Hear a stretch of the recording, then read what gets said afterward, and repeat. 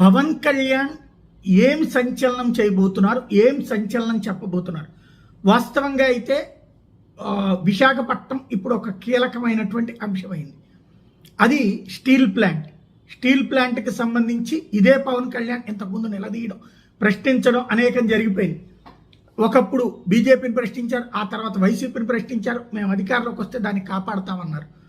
అయితే ఇప్పుడు ఆ విశాఖ స్టీల్ ప్లాంట్ అనేది ప్రైవేటీకరణ జరుగుతూ కళ్ళెదురుగుండా కనబడుతున్న అబ్బాయి మేము చెప్పాం కదా ప్రైవేటీకరణ జరగట్లేదు అనేసి ఇంతకుముందు బాబు గారు వీళ్ళందరూ చెప్పింది. తాజాగా 34 డిపార్ట్మెంట్ ప్రైవేటైజేషన్ జరిగిపోయింది.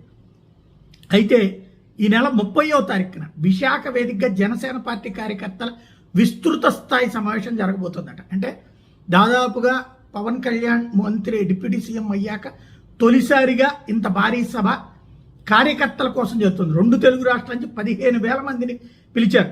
భవిష్యత్